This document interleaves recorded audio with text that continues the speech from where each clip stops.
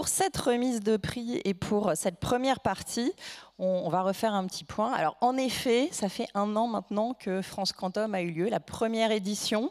Un moment mémorable dans la Tour Eiffel. On a eu beaucoup de retours positifs. Je sais que beaucoup auraient aimé y retourner.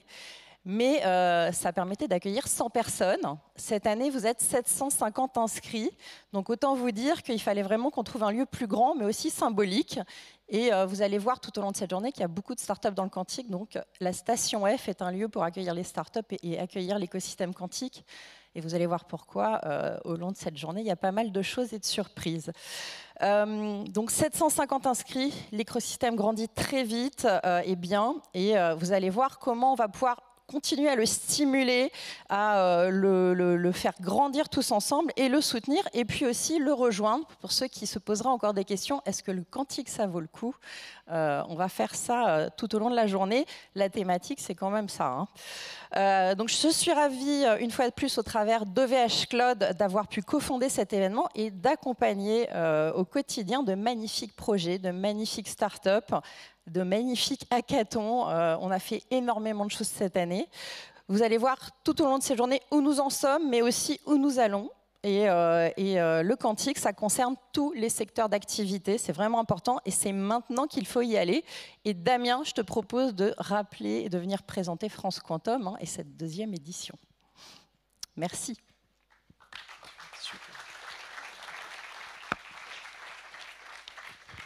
Merci beaucoup Fanny, je suis extrêmement heureux de vous voir si nombreuses et si nombreux ce matin pour cette ouverture de la 2e édition de France Quantum. Alors j'ai créé France Quantum avec Fanny, OVH et tous nos membres qui nous soutiennent il y a maintenant 2 ans avec un grand événement à la Tour Eiffel. Pour nous, c'est extrêmement important de rassembler l'écosystème et de faire en sorte qu'ensemble, on soit plus fort, que l'écosystème français rayonne. Alors cette année, effectivement, on a la chance d'être sous le haut patronage de monsieur Emmanuel Macron, président de la République française. C'est extrêmement important pour nous d'avoir le soutien du président pour donner un élan et pousser notre écosystème du quantique. Alors, France Quantum, qu'est-ce que nous sommes? Nous sommes une initiative d'écosystème qui rassemble les acteurs privés et publics, les startups, les grands groupes, les instituts de recherche, avec une mission extrêmement importante qui est celle de promouvoir l'écosystème français du quantique. Alors, ce que nous voulons, avant tout, c'est mettre en lumière les collaborations entre le privé et le public, les collaborations entre les startups et les grands groupes. L'objectif, c'est qu'on ait des use cases à montrer, que ce soit en finance, dans l'industrie, en santé, dans l'énergie. Notre objectif est de mettre en lumière les collaborations. Ensuite, on veut promouvoir l'écosystème français, mais aussi européen, et on veut favoriser l'émergence de champions français, de champions européens. On veut dire par là d'avoir des startups qui deviennent des licornes, voire plus encore. Et enfin, ce que l'on souhaite, c'est démocratiser l'usage du quantum et de l'informatique quantique dans l'industrie et dans les entreprises. C'est pour ça que c'est extrêmement important pour nous d'avoir aussi de nombreux groupes du CAC 40 qui sont aujourd'hui parmi nous, qui vont découvrir les cas d'usage, découvrir l'informatique quantique et vont pouvoir être à nos côtés, aux côtés de l'écosystème. Il y a 2 mois, nous étions avec Neil et avec des représentants de l'écosystème français, dont Pascal, invités par le président de la République dans sa visite d'État aux Pays-Bas. Et ce qui est extrêmement intéressant et important, je pense, et révélateur du potentiel de l'informatique quantique, c'est qu'il y avait une table ronde avec le président, le roi des Pays-Bas, nos ministres respectifs, avec pour objectif de mettre en lumière les acteurs français et néerlandais du quantique et d'avoir une discussion très franche et très directe sur la possibilité d'une Europe du quantique. Et ce qu'il en ressort, c'est qu'effectivement, il faut pousser les investissements européens, les collaborations, et c'est pourquoi nous avons aussi beaucoup d'acteurs néerlandais aujourd'hui avec nous. Et donc, demain, l'Europe doit être quantique et on doit se mobiliser. Donc, je l'ai dit, on veut que les groupes du CAC 40 et les industriels se mettent au quantique, on veut qu'ils investissent dans le quantique, que vous achetiez des ordinateurs quantiques, que vous investissiez dans les startups du quantique. C'est important puisque c'est maintenant que ça se joue.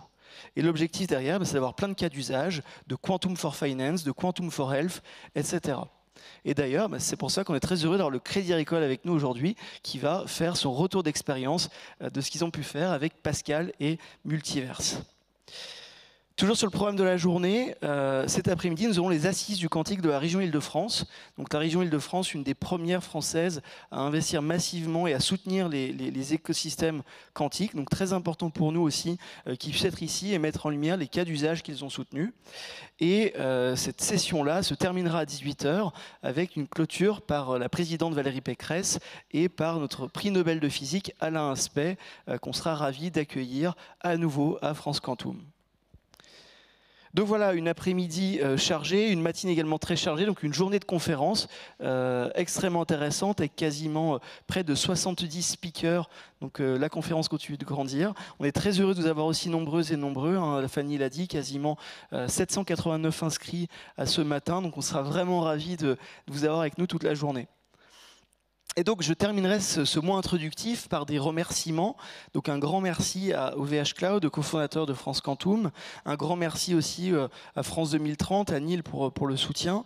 Un grand merci à tous nos membres. Alors là, je me permets de vous citer, puisque c'est grâce à vous, membres, que cette initiative existe. Donc on doit vous mettre en lumière. Il y avait une belle page qui mettait tous les logos juste avant, mais je vais le redire. Merci au CEA, au Crédit Agricole, à la région Île-de-France, à Pascal, IQM, Qubit Pharmaceuticals, Candela, Alice & Bob, VeryCloud, C12, Multiverse, Capgemini, Sequence, Curisk Advisory, Silence Wave, Cantonation, Runa Capital, la DGA, HQI, l'ambassade des Pays-Bas, Quantum Delta, le Lab Quantique, Systématique et l'AFNOR, ainsi que nos partenaires de l'événement, InWink, Lita Café et Station F. Voilà, donc j'espère n'avoir oublié personne. En tout cas, ce que je voulais dire ici, c'est que cette initiative existe par ses membres et grâce à vous, et on est là pour vous. Donc merci à vous d'être si nombreux avec nous, à nos côtés. Et enfin, merci à notre équipe France Quantum, à Clara qui œuvre depuis maintenant plusieurs mois dans l'ombre, Philippine, Chloé, Camille et toute notre équipe qui est ici à nos côtés. Voilà, un grand merci à toutes et tous. Et pour poursuivre, je vais inviter maintenant Neil Abrou, notre coordinateur national du quantique, à me rejoindre ici au pupitre.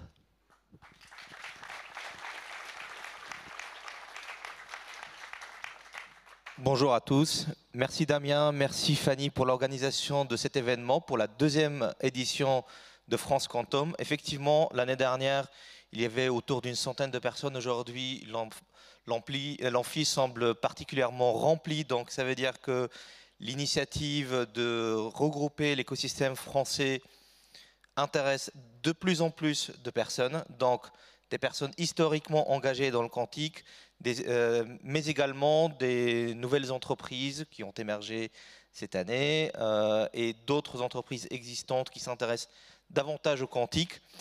Il s'est passé beaucoup de choses depuis l'année dernière.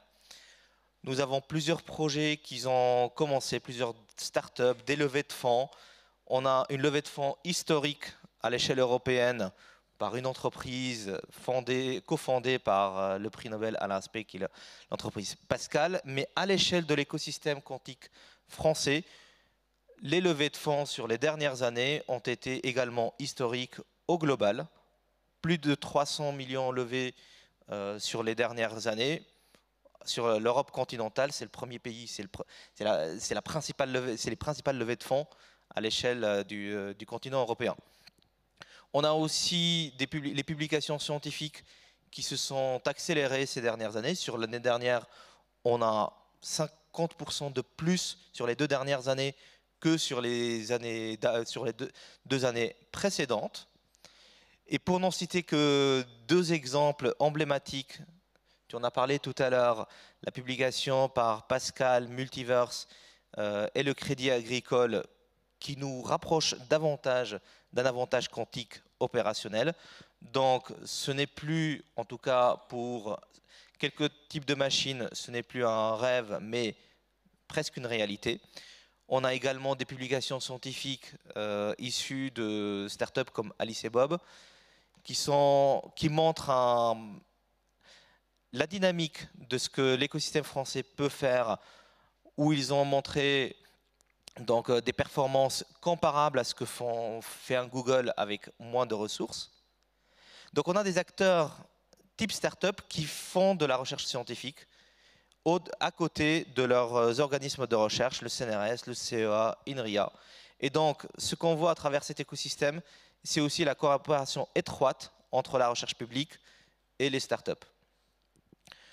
On a également des initiatives qui sont apparues l'année dernière à travers le projet BAC, par exemple, sur le benchmarking des technologies quantiques, sur le benchmarking plus spécifiquement des calculateurs quantiques. On a besoin aujourd'hui de comprendre, les utilisateurs ont besoin, les autorités publiques ont besoin de comprendre quel est l'avantage pratique de ces machines-là, comment on peut les comparer. Et donc on est heureux de voir qu'il y a beaucoup d'engagement autour de cette initiative, aussi bien de la recherche publique que des startups. Je pense qu'aujourd'hui, vous avez un nombre d'entreprises qui sont prêts à s'engager dans ce travail de benchmarking dont je ne connais pas de comparable à l'échelle mondiale. Donc, merci beaucoup pour l'organisation de cette conférence et la présence que je vois à travers la salle est clairement, indique clairement la dynamique qu'il y a autour de l'écosystème français. Merci.